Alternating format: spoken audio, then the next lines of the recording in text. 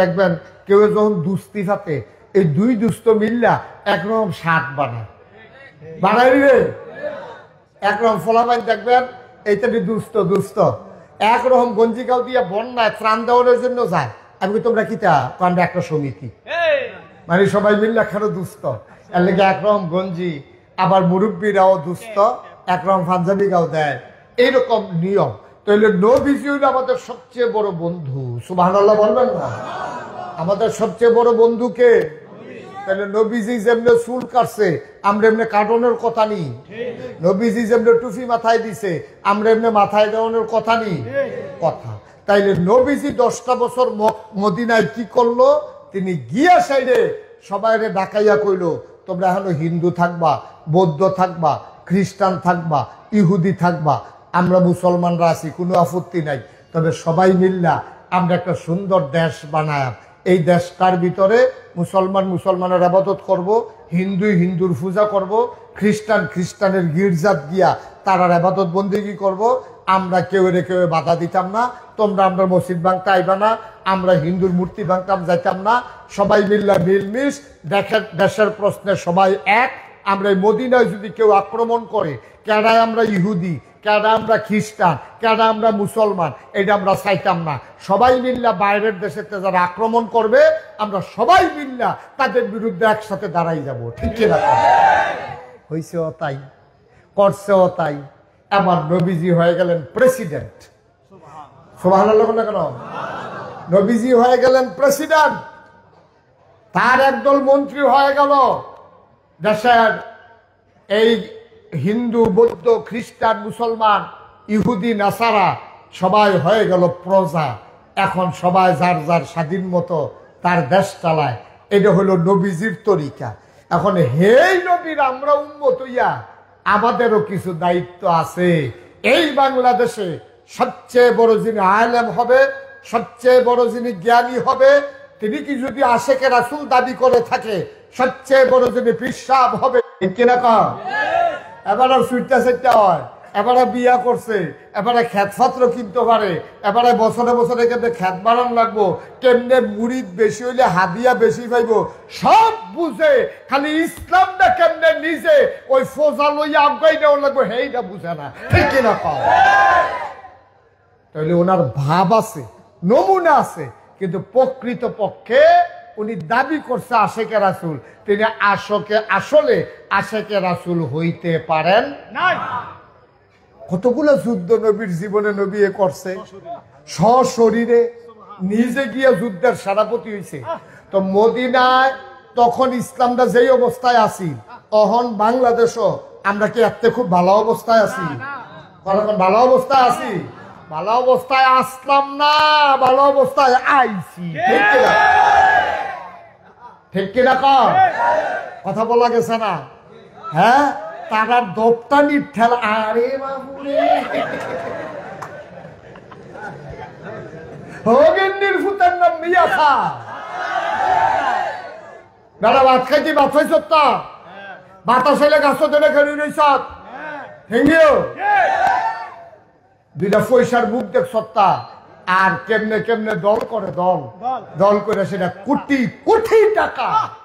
আউযুবিল্লাহ কোন কেন কাবাই কইরা এক একটা বড় লোক হইয়া বইয়া রইছে, টেহা ইয়ে করতে পারা, চাকরি কইরা মানুষে কামাই করে, গৃহস্থী করে টেহা কামাই করতে পারে না, আর দল কইরা টেহা কামাই করে। তবে সব টেহা কামো লাগান যায় না। আচ্ছা, ওই টেহার কি দাম? আপনি যদি এই টেহা লইয়া বাড়িতে ঘুমাইতেন না পারেন, কেউ তো কোনো ধমকও দিচ্ছে না, কেউ কোনো জায়গায় তো কইছে না, এরপরে জায়গায় করে, কারণ জানে আমি যেই কাম করছি আমি কোনো থাকতাম পারতাম, কেউ কইছে না তোমরা জায়গাও যার যার বাড়িতে ঘুমাইবো কইবো, কিন্তু তে তো জানে কত মানুষের ফিটা দিয়ে রাখছে। তো সকলে যদি ফিরে একটা করে দেয়, ওমা দিব না, তুমি হাতে খাইয়া রইছে না ফিটা, হাতে তো সাতটার লেগে বইয়া রইছে না হাতে, যেতে ফিটা খাইয়া রইল এই কাদাটার লেগে বইয়া রইছে। আমার যেমনি ফিরতে আস, পুলিশ দিয়ে দৌড়াইতে আস, আমি যে বছরের বছর ঘুমাইতাম জানি না, দিন একদিন আইব রে, এই দিনটার লেগে হাতে বইয়া রইছে। তো তুমি এই কাম করছো কিনি? ঠিক কিনা কম?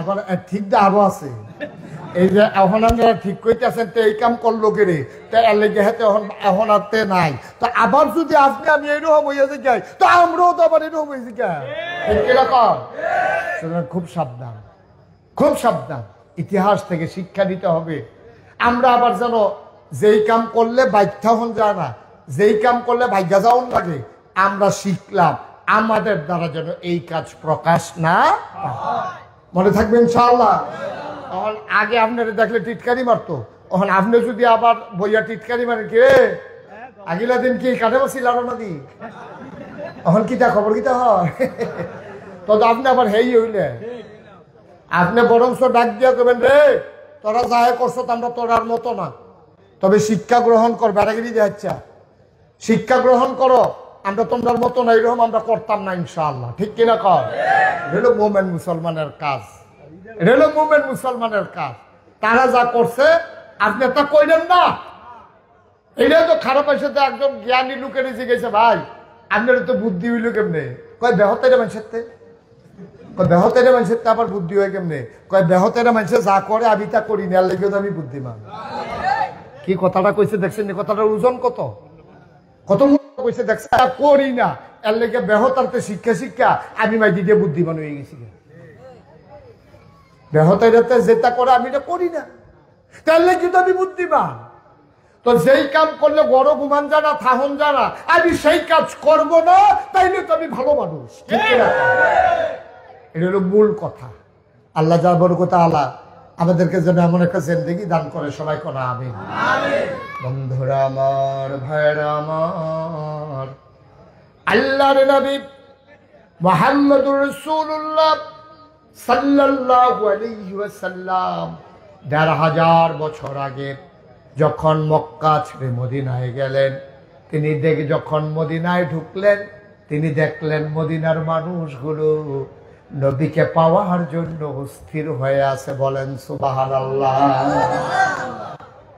নবীজি আসবে সবাই স্থির হয়ে আছে পাগল হয়ে আছে ছোট ছোট বাচ্চাগুলা মায়ের কাছে গিয়া কয় মা ছোট্ট টুকরিটা দাও আমাদের দেশে যেটা টুকরি জাহি ছোট ছোট যে এই তরকারি ধোয় এই ছোট টুকরি গুলা দাও মা বলতেছে বাবা টুকরি দিয়া কি করবা কয় মা দুজাহানের বাদশা নবী মদিনায় আসতেছে টুকরি দাও টুকরি গুলা নিয়ে পাহাড়ি জঙ্গল থেকে ফুল ছিঁড়ে আনবো বাচ্চারা টুকরি নিয়ে চলে গেল জঙ্গলে ওই পাহাড়ের পাদদেশে ফুল ছিঁড়ে ছিঁড়ে টুকরিতে করে নবী কোন রাস্তায় দাঁড়াবেন তারা মুরব্বীদের খবর নিয়ে বাপ চাচাকে জিজ্ঞেস করে টুকরি গুলা নিয়ে রাস্তার দুই পাশে দাঁড়িয়ে গেলেন ছোট ছোট বাচ্চারা নবী যায় আর নবীর গায়ের ভেতরে ফুল ছিটাইয়া ছিটাইয়া দেয়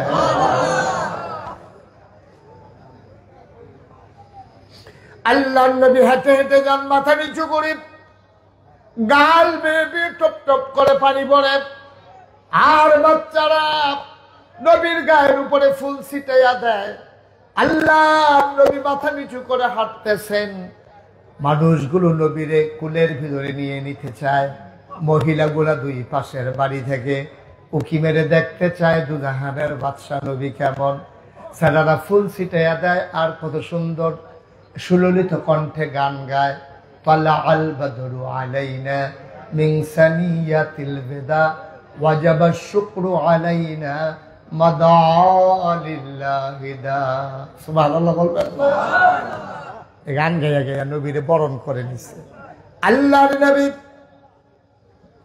মদিনায় যখন ঢুকলেন মদিনায় ঢুকার পরে মানুষকে ডেকে বলে দিলেন আজকে থেকে আর মদিনার উপরে জোর জুলুম চলবে না নির্যাতন চলবে না নিপীড়ন চলবে না মানুষে আর ভেদাভেদ হবে না সবাই আমরা এক দেশের মানুষ এক জায়গার মানুষ মদিনা মুনাওয়ারা সবাই মিলে সুন্দর করে দেশ চালায় মুসলমান মনে রাখো প্রকৃত মুমিন তুমি কখনোই হতে পারবা না যতক্ষণ পর্যন্ত নবীর জীবনের সাথে তোমার জীবন না মিলাবা ঠিক কিনা নবী যেমনে চলছে ঠিক তুমিও এমনি করে তোমার জীবনের প্রতিটি কাজ চালাইতে হবে। তুমি ভেজাল মনে করলে হইতো না, ভেজাল মনে করলে হইতো না। ও একটা সহজ কথা কই, আপনারা বুঝবেন, বুঝের মানুষ। আচ্ছা, আমরা সবাই মিল্লা এখন যদি মনে করেন এই জায়গাটা বইয়া শুধু জিকির করি, লা ইলাহা ইল্লাল্লাহ, লা ইলাহা ইল্লাল্লাহ, আল্লাহু আল্লাহ, আল্লাহু আল্লাহ, শুধু জিকির করলাম, হ্যাঁ, তসবিহ তাহলিল পড়লাম, কিচ্ছু একটা কথাও কইলাম না, আপনি দল মত নির্বিশেষে হিন্দু বৌদ্ধ খ্রিস্টান সবাই করবো মাশাআল্লাহ, এরকম হলে তো কোনো কথা নাই। এখন কোনো সমস্যা নাই, সবাই মিললে আমরা জিকির করতে আসি, কোনো সমস্যা নাই, কোনো বাধা নাই, কোনো ঝামেলা নাই, কিচ্ছু নাই।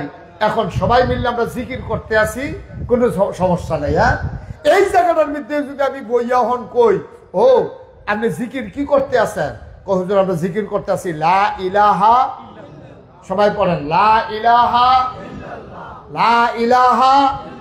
আচ্ছা, এই যে কইলাম লা ইলাহা ইল্লাল্লাহ, এই জিকিরটা করলে সওয়াব আছে। আল্লাহ রাসূল বলেছেন আফদালুল যিকরি লা ইলাহা ইল্লাল্লাহ, সবচেয়ে উত্তম জিকির হলো লা ইলাহা ইল্লাল্লাহ। আচ্ছা, এই লা ইলাহা ইল্লাল্লাহ মানে কি কইছি আমরা? না, লা ইলাহা ইল্লাল্লাহ যে কইলাম এটার একটা অর্থ আছে নাকি নাই? আছে। অর্থটা কিটা? লা ইলাহা, কোনো ইলাহ নাই, কোনো মাবুদ নাই, কোনো মাশুক নাই, কোনো মওজুদ নাই, কোনো মাকসুদ নাই, কোনো আইনদাতা নাই, কোনো বিধানদাতা নাই, কোনো রিজিক দাতা নাই, কোনো হায়াত নাই, নাই নাই মানে কি? কিচ্ছু নাই, একবারে খালি। এরপরে কয় হ্যাঁ একটা আছে, কি তাইটা কয় ইল্লাল্লাহ, স্বয়ং আল্লাহ। সুবহানাল্লাহ বলবেন না? লা ইলাহা মানে কি? আমি কইলাম এই ঘরটার ভিতরে কিচ্ছু নাই, এই যে সামনে আমি যে ঘরে বইলাম খাইলাম, আমি বললাম এই ঘরে কেউ নাই। শাহজাহান বেঁচে গেলাম, শাহজাহান আমার এই যে নিতে আসছে এই ঘরে কে আছে? কহিদুর কেউ নাই। এখন আমি ঢুকছি, ঢুকার পরে শাহজাহান বেঁচে আইয়া একজনে জিজ্ঞাসা, ভাই এই ঘরে কেডা আছে? ফিরসা হুজুর আইয়া বইছে। তা ফইলা তো কেউ নাই, এরপরে ফিরসা হুজুর আছে।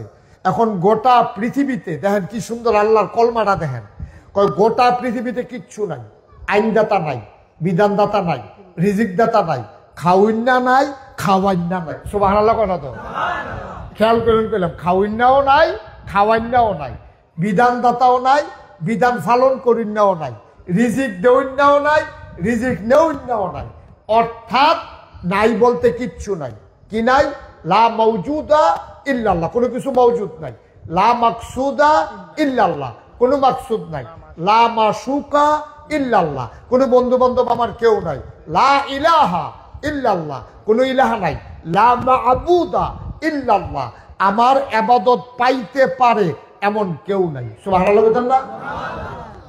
এবার আমরা সবাই খেয়াল করেন, কিচ্ছু নাই, আইনদাতা নাই, বিধানদাতা নাই, হায়াতদাতা নাই, মউতদাতা নাই, রিজিকদাতা নাই, খালেক নাই, মালেক নাই, রাহমান নাই, রাহিম নাই, সাত্তার নাই, গাফফার নাই, আইয়ুব নাই, ওয়াদুদ নাই, কিচ্ছু নাই। তো কিচ্ছু নাই কয় না, তাইলে আমাদের ব্রেন সবকিছু থেকে খালি, কেউ নাই, কিচ্ছু নাই।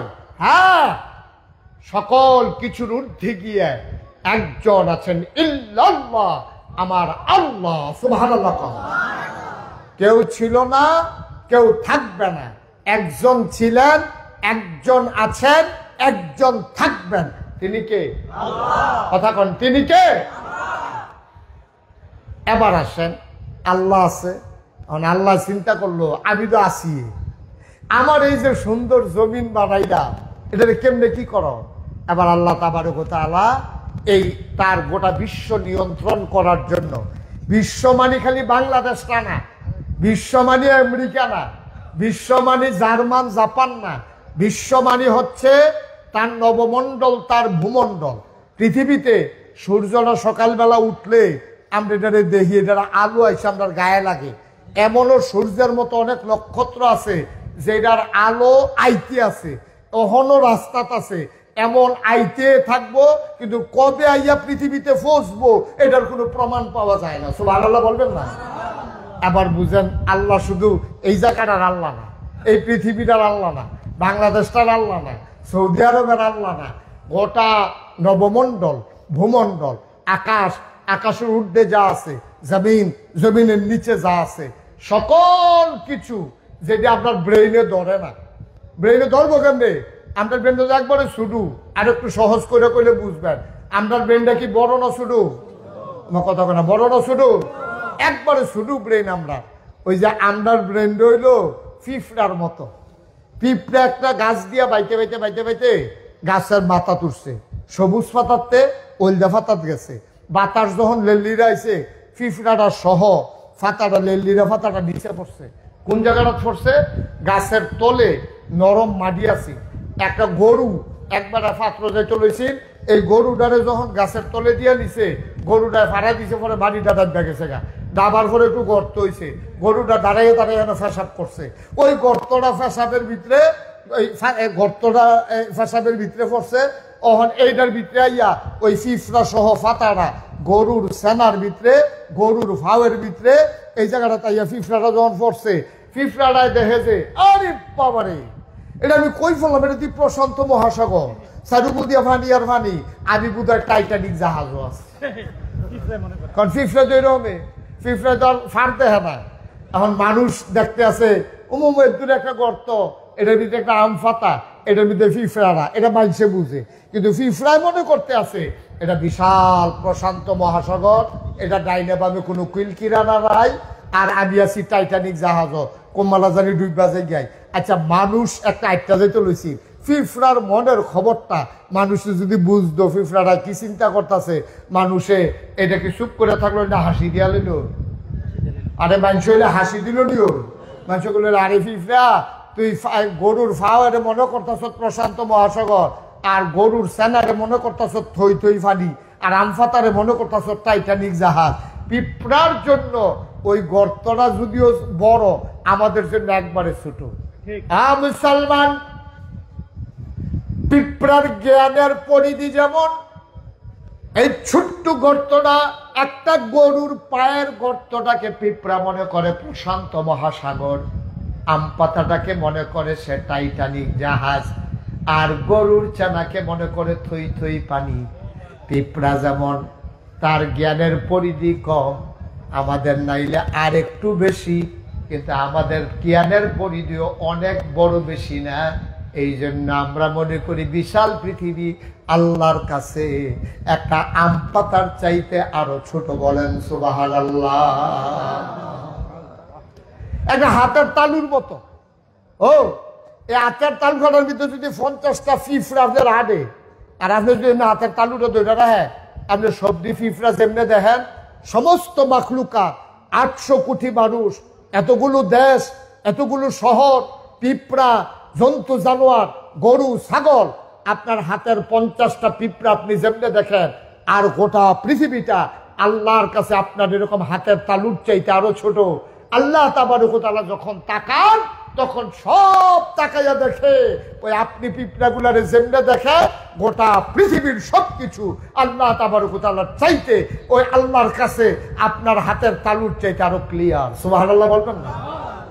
চাইতে আরো ক্লিয়ার, একবারে স্পষ্ট। এখন সব কিছু নিয়ন্ত্রণের জন্য আল্লাহ জিন বানাইছে, ফেরেশতা বানাইছে। এই জিন তুমি তোমার কাম করবা, এই ফেরেশতা তোমরা এই আমারে সাজদা দিবা, আমার চতুর্দিক দিয়ে ঘুরবা, সূর্যটা যেন ঠিক মতো কাম করে ছাইয়া রাখবা, চাঁদরা যেন ঠিক মতো উঠে ছাইয়া রাখবা, বৃষ্টি যেন ঠিক মতো হয়। এই মিকাইল ফেরেশতা তোমার দায়িত্ব হইলো আমি যেখানে হুকুম করব বৃষ্টি দিবা। এই আজরাইল তোমার দায়িত্ব হলো যার সময় শেষ তাহলে তুমি টান দিয়া লইবা। এই ইসরাফিল তোমার সিংহা দিয়া বয় রাখলাম, আমি যখন হুকুম করাম ফু দিয়া লাইবা। এই জিবরাইল তোমার দায়িত্ব হলো আমি যে এই যেটা যখন যেই পয়গাম দেন, যেই খবর দেন তুমি নিয়ে পৌঁছাই দিবা। ফেরেশতা বানাইছে, জিন বানাইছে, জিনের দলে ফেরেশতার মতো আর নিয়ম কানুন মানছে না। এই অসিবের দলে ফিডা ফিডি, মারা মারি, যা মন্ডায় ধরে তাক। নাউজুবিল্লাহ কইতেন না? জোরে কইতেন না নাউজুবিল্লাহ? এবার আল্লাহ ফেরেশতাদের একদিন ডাক দিছে, সব আসো। আসার পরে জিজ্ঞেস আল্লাহ কেন একসাথে করছেন? আল্লাহ তাবারক ওয়া তাআলা সেদিন ঘোষণা দিলেন, ইন্নী জাইলুন ফিল আরদে খলিফা, আমি একটা কওম, আমি একটা সম্প্রদায়, আমি মানুষ বানাতে চাই। আল্লাহ ঘোষণা দিছে পরে ফেরেশতারা কয় বানাইয়া। আল্লাহ কয় ইন্নী আলামু মা লা তা'লামুন, আমি যা জানি তোমরা তা জানো না। সুবহানাল্লাহ বলবেন না? মানুষ বানানো হয়ে গেল।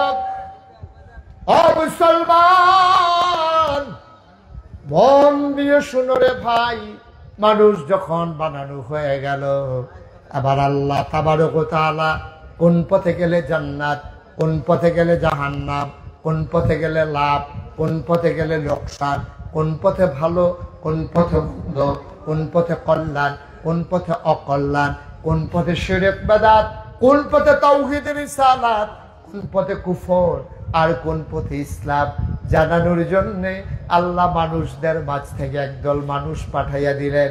এই মানুষদের মাঝে যিনি সবার সেরা, যিনি সবার শেষ, তিনি নবী মুহাম্মদুর রাসূলুল্লাহ সাল্লাল্লাহু আলাইহি ওয়াসাল্লাম। বলেন সুবহানাল্লাহ।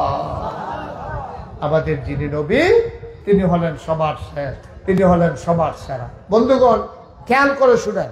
আচ্ছা, আমার নবী যে সবার শেষ নবী, এটার প্রমাণ আছে নাকি নাই? কথা কোন আছে নাকি নাই?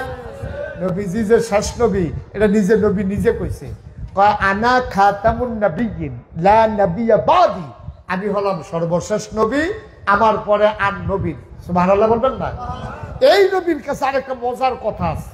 নবীজির কাছে একটা আয়াত নাযিল হয়েছিল এতেকালের 81 দিন আগে। আমরা আয়াতটাতে ঢোকার আগে মারদুদ শয়তান থেকে ফানাহ চাই, যিনি রহমান যিনি রাহিম। আমরা চলেন তার নামে শুরু করি, সবাই পড়েন। আউযু বিল্লাহি মিনাশ শাইতানির রাজীম। বিসমিল্লাহির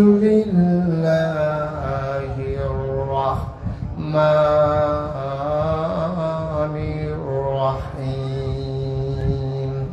আল-ইয়াওমা আকমালতু লাকুম দীনাকুম ওয়া আতমামতু আলাইকুম নি'মাতি ওয়া রাদিতু লাকুমুল ইসলাম দীনা। সুবহানাল্লাহ বলবেন না? আল্লাহ ডাক দেয়া কয়, শোনো শোনো শোনো, মানিকনগরের মানুষ, প্রচন্ড গরমের মাঝে তোমরা যারা দৌড়ে দৌড়ে হাজির হয়ে গেছো, শুনো। আল্লাহ নবীকে আল্লাহ ডাক দেয়া কয়, নবী আপনি বলে দেন। আল্লাহ নবী আল্লাহ আয়াত নাজিল করে দিলেন। নবী বলতেছেন, শুনো, আল-ইয়াউমা, আজকের এই দিনে, আকমালতু, আমি পরিপূর্ণ করে দিলাম, দীনাকুম, তোমাদের ধর্ম, ওয়া আতমামতু আলাইকুম নি'মাতি, নিয়ামত যথেষ্ট করে দিলাম, ওয়া রাদিতু লাকুমুল ইসলাম দীনা, তোমাদের জন্য আল্লাহর পক্ষ থেকে মনোনীত একটা ধর্ম দেওয়া হলো, তার নাম হলো ইসলাম। তাহলে আমাদের রবকে, কথা বলা রব, এই নবীর পরে আবার নবী আসবে, তাহলে কি সে ইমানদার না বেঈমান? মুসলমান না কাফের? নবী তো আর আসবে না। তাই এই নবীজি শিখাই দিয়া গেছে, ও আমি যে আইসা চলে গেলাম, ১৫০০ বছর হয়ে গেল, তোমরা যাইতে কইয়া দিয়া যায় যে দিন কিন্তু পরিপূর্ণ, সুন্দরভাবে ইসলামটারে তোমরা ছাইয়া রাখো। এটা আমাদের উপরে দায়িত্ব। এখন আমরা যদি মনে করি আমরা কিছু অংশ করব, কিছু অংশ করব না, এটার কি কোনো সুযোগ আছে? কথা বলার সুযোগ আছে নি? নবী কি আর আইব? নবী তো আর আইতো না, নবী তো উনি শেষ নবী।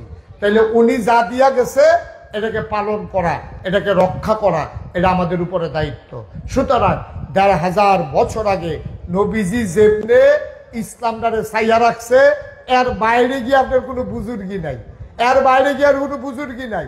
কাফের যখন ইসলামের দিকে চোখ তুল্লা তাকাইছে, মুসলমানদেরকে যখন ধ্বংস করে দিতে চাইছে, নবীজি বলছে ইসলামের পথে আসো, নাইলে যুদ্ধ।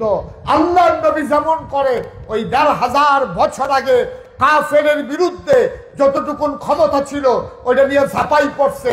১৫০০ বছর পরে আজও যদি কেউ ইসলামের উপরে আঘাত করতে চায়, আমরা যারা মুসলমান দাবি করি, আমাদের দাবি হলো দাঁত ভাঙ্গা জবাব দিয়ে ইসলামকে আল্লাহর জমিনে টিকিয়ে রাখা। ঠিক কি না? আল্লাহু আকবার, তাকবীর, আল্লাহু আকবার। আল কোরআনের আলো করে করে জালো, আল হাদিসের আলো করে করে জালো। আরে তাকবীর, সবাই কোন আমিন, আমিন, জোরে কোন আমিন, আমিন। আমরার অবস্থা হয়েছে কি জানেন, একবারে সহজ করে কই, আমরার অবস্থা হইলো ওই হেই গৃহস্থার মতো। কথা যেটা মনে করছে দেখি কইলে এটা তো কইয়ে নাই। লোকজন তো আমার কষ্ট লাগবে আছে, মাশাআল্লাহ এত লোক আসছে, এটারে সুন্দর করে একটু বসার বিছানাও দেওয়া গেল না। তো তোমরা কি আয়োজন করলাম আমি তো বুঝলাম না কেসটা। হ্যাঁ, এটা তারার দোষ না, তারা বুঝছে না, আপনারা যেমনি আইয়া পড়বেন। সমস্যা হয়েছে হেইটা। আর কয়েক মিনিট, হ্যাঁ একটু ধৈর্য ধরে মন দিয়া শুনেন। ওই যে এক গৃহস্থ, ওই যে কইতাম কথা মনে আছে নিও, আমরা মুসলমান হয়ে গেছি এই গৃহস্থের মতো। কোন গৃহস্থের মতো? এক বেলায় বাইক ফেসাব করতে উঠছে রাইতে, মাইতে রাইতে ঘুমেতে যখন ফেসাব করতো খালের কান্দাত গেছে, গিয়ে দেখে তারা ভাই চুরাইতে আছে। কি আইতাছে? এই চুরাইতেছে দেখা এবার করছে কি তা আস্তে কইরা উড়ানের দিকে আইয়া পড়ছে। সুরে যখন খাল ফাড়িয়ে উড়ানো আইছে, এবার আস্তে কইরা ঘর ঢুকতে লাইছে। সুরে যখন হিনকেটটা ঘর ঢুকতে আছে, এবার চিন্তা করলো আমি আর ঘর থাকাটা ঠিক হইতো না, এবার ঘরের হওয়ার উঠতে লাইছে। সুরে যখন বস্তার ভিতরে মাল ভরতে আছে, এবার সাইয়া রয়েছে। আমরা আরো রয়েছে তো, শেষ হয়েছে না, তখন তো সাইয়া না রয়েছে। হ্যাঁ বস্তাত মাল ভরে, হ্যাঁ ওই সিলিং উঠটা নিচের ফেল বেড়া ফাঁক করে চাইতে আছে। সুরে কি তা করে, মাল বইরা যখন মালদারে লইয়া ঘরের তে বাড়িয়া সুরে জাগিয়েতে আছে, তে বেড়াইতের মতো চিল্লান দিছে, সুরে কইয়া চিল্লান দিছে, সুর গেছে গা, বাড়ির সকল একখান হইছে। আমরা মুসলমান হয়ে গেছি এখন একরকম এইরকম। সুর আইসে খালের এই ফারো, আমি দেখে সে আইয়া পড়ছি এই ফারো। সুর আইতে আছে ভিতর বাইক, আমি ঢুকালাইছি ঘরের ভিতরে। সুর ঘরে ঢুকছে, আমি গিয়ে হওয়ার উঠতে বইয়া রয়েছি। সুর যখন মালটা লইয়া যাই, আমি তখন চিল্লান দিছি। আজকে গোটা পৃথিবীতে মুসলমানরা বার খেতে খেতে পিঠ দেয়ালে ঠেকে গেছে। কোন দেশটার ভিতরে মুসলমান নাই খায় না কর? ওখানে না আপনারা ফ্রিভাবে আইতেন ফার্স্টেন, এখন না সুন্দরভাবে কথা কইতে আছেন। ঢাকা ইউনিভার্সিটিতে যে ছেলেগুলা নামাজ পড়তো, কইতো যে এইতে এই শিবির, না হইলেতে জামাত, না হইলেতে ইসলামী আন্দোলন করে, না হইলেতে নামাজ পড়ে গেলে, এর লেগে নামাজ পড়লো গেলে এই দেশও তার দোষ। বাংলাদেশও থাইকা ইন্ডিয়ার বিরুদ্ধে কথা কইলো গেলে, তারে ফিরতে ফিরতে বাইরে এলাইছে। আপনারা নাম শুনছিলেন আগে, তারে ফিরতে ফিরতে বাইরে এলাইছে। শতকরা 92 জন লোক মুসলমানের দেশে নামাজ পড়লে জামাত হইয়াছে গে, শিবির হইয়াছে গায়, হেতে ইন্ডিয়ার বিরুদ্ধে কথা কনে, হেতার মা বাপে ফাড়াইছে ফরতো, হেতারে ফিটটা লাশ বানাইলা। আমরা সবাই এত দিন ধইরা মসজিদের ইমামে কুদ্দুরা সুদের বিরুদ্ধে, ঘুষের বিরুদ্ধে কথা কইলে হ্যাঁ বানার ইমামতি জায়গায়। শতকরা 92 জন লোক মুসলমানদের দেশ, আমরা খালি চাইছি। সুরে যখন মাল লইয়াছে গায়, এবার জুড়ে চিল্লাম দিছে, আমরা হইছি হেই মুসলমান। ঠিক আমরার মতো মুসলমান সারাটা পৃথিবীতে যদি 800 কোটি মানুষ আছে, পুরা 800 কোটি এইরকম আমরার মতো আমরা মার্কা মুসলমান হইলে ইসলামের কি উপকারটা হইব? কোন কি উপকারটা হইব? সুদের বিরুদ্ধে কথা বলা যাবে না, ঘুষের বিরুদ্ধে কথা বলা যাবে না, সাদাকে সাদা বলা যাবে না, কালোকে কালো বলা যাবে না, ন্যায়কে ন্যায় বলা যাবে না, অন্যায়কে অন্যায় বলা যাবে না। এই জন্য ৭১ সালে বাংলাদেশ স্বাধীন হয় না। এই বাংলাদেশ আমরা ন্যায়কে ন্যায় বলবো, অন্যায়কে অন্যায় বলবো, ভালোকে ভালো বলবো, মন্দকে মন্দ বলবো। শুধু বলবো না, ইসলামের উপরে আঘাত আসলে প্রয়োজনে নিজের জীবন পর্যন্ত বিলিয়ে দেবো ইনশাআল্লাহ। আগে পারি নাই, আমরা কিন্তু পারি নাই, এটা কিন্তু সত্য। আমরা নানান ঝামেলায়, তা আমরা চেষ্টা করছি। আমি যেখানে মাহফিলও গেছি, ওখান যেমন কইতাম ফারতাছি, আর আগের বার কিন্তু ঘুরাইয়া কখন লাগছে আসছি নাকি কুয়া ভাত আসি না মা, আপনারা সাক্ষী কইছি নি আমি। তো ওহন ডাইরেক্ট নলাটা দিতাম পারি, আর হ্যাপলা এমনি ঘুরাইয়া দেওয়ার লাগছে। এটা একটু পার্থক্য কইছে। ওহন আর টাইম লাগাইয়া কখন লাগে না, আগে 2 ঘন্টা লাগাইয়া যেটা বুঝান লাগছে, ওহন মাসাল্লাহ 10 মিনিটের বুঝাই নিতাম পারি। ওখানটা কখন যায় তো কেন লাইনে লাইনে ঘুরলে না দেরি হয়, কোন ইচ্ছা গেলে কত বসাল 2 কেই কেনা ঠিক। মুসলমানের দেশ সুন্দর করে ইসলামের কথা কখন যেত না, সুদের বিরুদ্ধে কখন যেত না, ঘুষের বিরুদ্ধে কখন যেত না, দুর্নীতির বিরুদ্ধে কখন যেত না। এটা কি দেশ? এটা এই দেশটার ভিতরে আমরা থাকিয়া আমরা জান্নাত যাওয়ার আশা করি, একটা উচিত কথা কইতাম পারতাম না। হ্যাঁ, ঠিক মতো একটু আপনি হালাল হারাম বাচ্চা চলতেন পারতেন না। আপনি কোথাও উচিত কথা কইতেন গেলে আপনার একটা এই বদনাম লাগাই দিয়ে আপনারা সাইজ করে লাগবো। এটা কি দেশ নিবে না? ঠিক কিনা কও? এখন প্রাণ ভরে আবাদত বন্দিগির সময় আইছে। এখন প্রাণ ভরে আবাদত বন্দিগি করবেন। এখন প্রাণ ভরে হৃদয় উজাড় করে আল্লাহকে ডাকবেন, আল্লাহর কাছে কাঁদবেন। যখন আল্লাহ বিজয় দান করে তখন আল্লাহ কি কইছে? এটা কোরআন শরীফে সূরা আছে, কোরআন শরীফে সূরা আছে। কি কইছে? ইজা জাআ নাসরুল্লাহি ওয়াল ফাত। হে নবী, আপনি দেখবেন যে বিজয় যখন আসছে, ইজা জাআ নাসরুল্লাহি ওয়াল ফাত ওয়া রাআইতান নাস ইয়াদখুলুনা ফি দীনিল্লাহি আফওয়াজা। আপনি দেখবেন দলে দলে লোক, দলে দলে লোক দেখবেন যে কেমনে বাইরে যায়। আসলেও দেখবেন কেমনে বাড়ে। ওখান দেখবেন মসজিদ আগে যদি তাবলিগ হয়তো 15 জন, ওখানে 32 জন। ঠিক না? ওই যে ফাপ জমা হয়েছে যে তাবলিগ আইয়া এটি কিছু কমান যায়।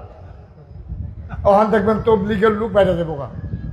তবলিগের লোক দেখবেন ওখান দলে দলে লোক বাড়তে আছে। চিন্তা করবো মসজিদটা কত শান্তিতে আছে, কহেন দিয়ে কেড়ায় দৌড়ান দেয়, একটা জ্বালা না, তার ভিতরে তো তবলিগটা বালা। কথাটা বনে নি চাইয়েন। হ্যাঁ না, ওখানে বনছে না তো, পয়লা বাদ ওখানে বনাই নিবেন কেমনি? পরে হিসাব মিলে চাইয়েন আইব। হ্যাঁ, আল্লাহ কইছে যখন দেখবা দলে দলে এই ইচ্ছা করে একবারে ইসলামের পথে আইতে আছে, তখন তোমরা কিছু কাজ আছে। যখন দেখবা যে দলে দলে লোক আইতেছে, তখন কি করতে হবে? ফাসাব্বিহ বিহামদি রাব্বিকা ওয়াস্তাগফির। তবে ফাসাব্বিহ তাসবিহ পড়বা আল্লাহ, বিহামদি এবং হাম আল্লাহর প্রশংসা করবা, ওয়াস্তাগফির লাহু এবং তুমি আল্লাহর কাছে ক্ষমা চাইবা, তওবা করবা, কানবা।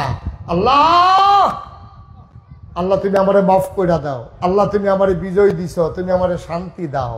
আল্লাহ তুমি এই দেশের মানুষের ভিতরে শান্তি দাও। আমিন কইতেন না? যেরকম আমিন। বন্ধুগণ, এটাই হচ্ছে ইসলাম, এটাই হচ্ছে ইসলাম, এটাই হচ্ছে ইসলাম। ১,৫০০ বছর আগে খুব খেয়াল করে শুনেন, আল্লাহ নবী যখন মক্কা ছেড়ে মদিনায় চলে গেলেন, 10 বছর মাত্র পার হলো।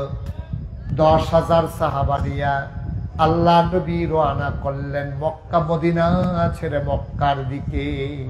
কয় হাজার? ঘুমাই গেছেন সব? কয় হাজার? সবাই বলেন কয় হাজার? 10,000 সাহাবা নিয়া মদিনা থেকে মক্কার দিকে নবী আগাইতেছেন। কয় হাজারও? 10,000।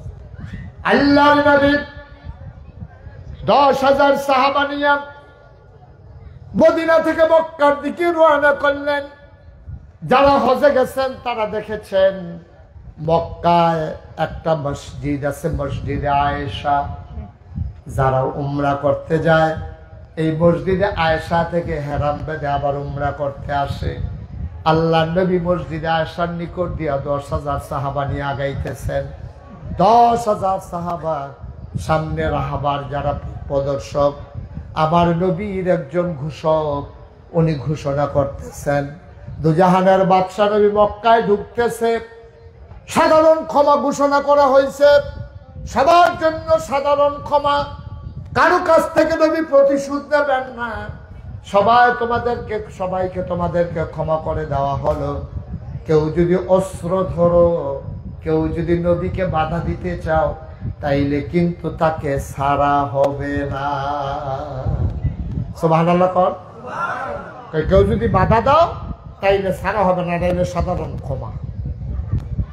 আল্লাহর নবী আগাইতেছেন ওই মসজিদে আয়েশা থেকে আগাইয়া মাকবারাতুল মুআল্লা, যেটাকে বলা হয় জান্নাতুল মুআল্লা। অসংখ্য সাহাবা যেখানে ঘুমিয়ে আছেন, যেখানে আম্মা জান খাদিজা রাদিয়াল্লাহু তাআলা আনহার কবর, যেই কবরস্থানের ভিতরে, এই কবরস্থানের কাছে এসে নবী আস্তে করে চুপ করে থেমে গেলেন। পেছনে 10,000 লোক দাঁড়িয়ে গেলেন। মুরব্বীর আয়েশা দেখে নবীর গাল বেয়ে বেয়ে টপ টপ করে পানি পড়তেছে। গাল বেয়ে টপ টপ করে পানি পড়ে। আল্লাহর নবী দাঁড়িয়ে আছেন, পেছনের সব লোক দাঁড়াই গেছে। মুরব্বীরা এসে কই, ইয়া রাসূলুল্লাহ, ইয়া হাবিবাল্লাহ, কাবা ঘর তো আরো সামনে, আপনি এখানে থামছেন কেন? গাল বাজা বাজা, দাড়ি বাজা বাজা নবীজির পানি পড়তেছে। ও সাহাবারা জিজ্ঞেস, ইয়া রাসূলুল্লাহ, আপনি কেন এখানে দাঁড়াইছেন? কাবা ঘর তো আরো সামনে। আল্লাহর নবী চুপ মেরে দাঁড়িয়ে আছেন। সাহাবারা তাকায়া দেখলো নবীর মাথাটা নিচু হতে হতে থুতনি মুবারক বুকের সাথে লেগে গেছে। ওই চোখের পানি দিয়া পাঞ্জাবি ভিজে গেছে, বুকের পশম ভিজে গেছে। সাহাবারা জিজ্ঞেস করে, নবী আমার, আপনি কেন দাঁড়িয়ে আছেন? আল্লাহর নবী ডাক দিয়া কয়, আজকে একজন মানুষের কথা বড় বেশি মনে পড়ছে, যেই মানুষটা মক্কার বিজয় দেখলে সবচেয়ে বেশি খুশি হইতো। একটা মানুষের কথা আজকে খুব বেশি মনে পড়তেছে, যে মানুষটা মক্কার বিজয় যেইটাছে এটা দেখলে যেই খুশি হইল। সাহাবারা কই, ইয়া রাসূলুল্লাহ, কে সেই মানুষটা যার জন্য আপনি ওজোরে কাঁদতেছেন? আল্লাহর নবী ডাক দেয়া কয়, সাহাবারা, উনি আমার দুঃখের দিনের সাথী, যেই দিন আমার পাশে কেউ ছিল না, চোখের পানি মুছে দেওয়ার মতো কেউ ছিল না। আমার উপরে মক্কার কাফেরেরা যখন অত্যাচার করেছে, আমাকে যখন বাঁচানোর কেউ ছিল না আমার আল্লাহ ছাড়া, সেই দিন একটা মানুষ আমার পাশে এসে দাঁড়াইছিল। ওই মানুষটার কেউ না, তোমাদের আম্মা খাদিজা রাদিয়াল্লাহু তাআলা আনহা।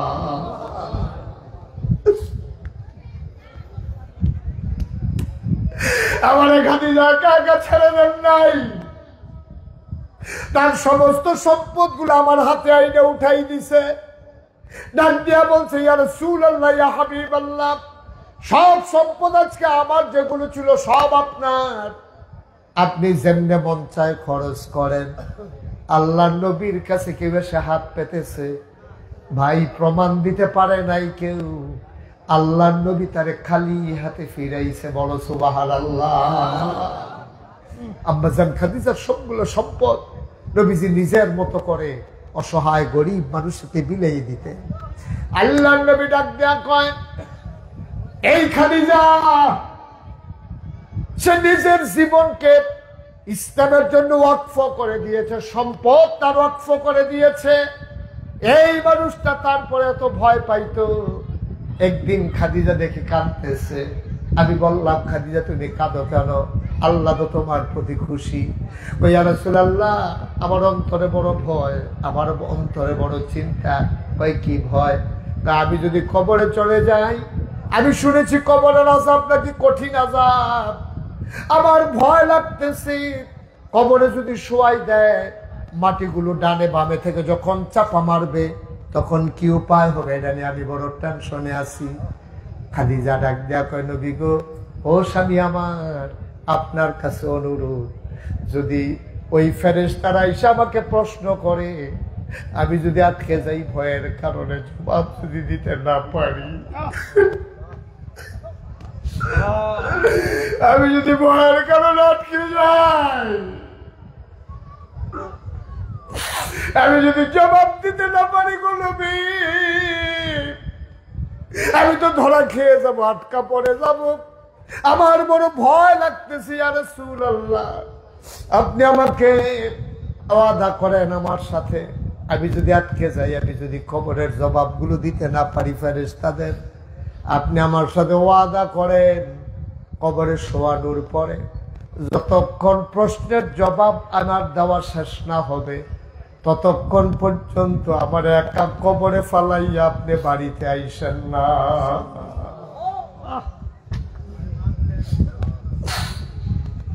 আমার বড় ভয়। আল্লাহ নবী ওয়াদা করলেন, ও খাদিজা, আমি জবাব না শেষ করে আসবো না। জানাজা হয়ে গেল, কাফন পরে দাফন করে দেওয়া হলো খাদিজাকে কবরে। একজন একজন মানুষ করে চলে আসতেছে।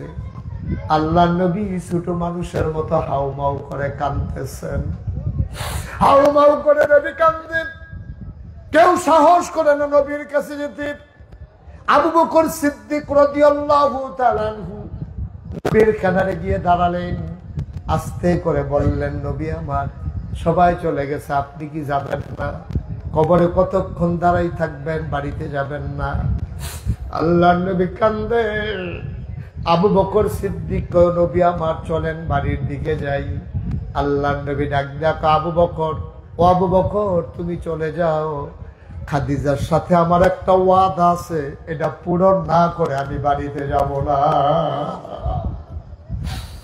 আমার একটা গোপন ওয়াদা আছে আবু বকর, তুমি যাও, আমি আসতেছি আবু বকর। আবু বকর কয়, না আমি আপনাকে ফেলে যাব না।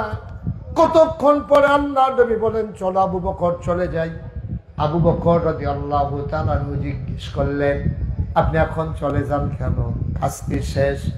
আল্লাহর নবী চোখের পানি ছেড়ে দিয়ে কয়, তোমাদের আম্মা খাদিজা আমার সাথে ওয়াদা করে নিছিল আমার কাছ থেকে যেন প্রশ্নের জবাব দিয়া তারপরে আমি যাই।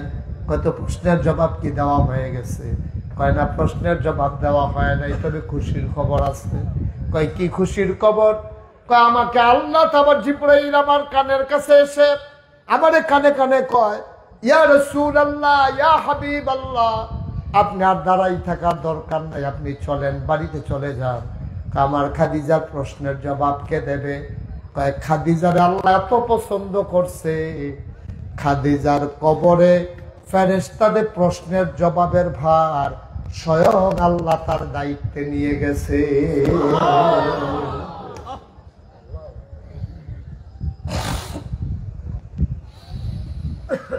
মক্কা বিজয় হইতেছে, এই মক্কার মানুষগুলো নবীর উপরে কত অত্যাচার করলো, অথচ আল্লাহর নবী কোন প্রতিশোধ নিলেন না, তাদের উপরে আক্রমণ করলেন না। আজকে বাংলার মুসলমান অনুরোধ করে বলে যায়, যদি আগের মানুষের মাধ্যমে কোনো অত্যাচারিত হয়ে থাকেন, কেউ যদি কারো উপরে জুলুম করে থাকে, অন্যায় করে থাকে, অন্যায়ভাবে হাত উঠাই থাকে, সম্পদ দখল করে থাকে, বিচার আল্লাহ করবে, রাষ্ট্রের আইন আছে। দয়া করে আমার জনগণ, আমার দেশের মানুষ অন্যায়ভাবে বিচারের ভার নিজের হাতে নেবেন না, বলেন আমিন। দেশটার ভিতরে বিশৃঙ্খলা করা যাবে না। আমরা সবাই মিলে আজকে এক মানুষে পরিণত হয়ে যাব। এই দেশটা আমাদের সবার। এই দেশের মুসলমানের যেটুর অধিকার, হিন্দুর অতটুকু অধিকার। এখানে কে হিন্দু, কে বৌদ্ধ, কে খ্রিস্টান, কে ইহুদি, কে নাসারা, এইসব তালাশ করার দরকার নাই। সে বাংলাদেশি, ঠিক কিনা বলেন? সেই দেশের নাগরিক সে। হিন্দু হইলেও যেমন, মুসলমান হইলেও তেমন। আপনারা মুসলমান বেশি আছেন দেখিয়া হিন্দুরা ধরে ধরে পিটাই দেন, এই কাজ করা যাবে না।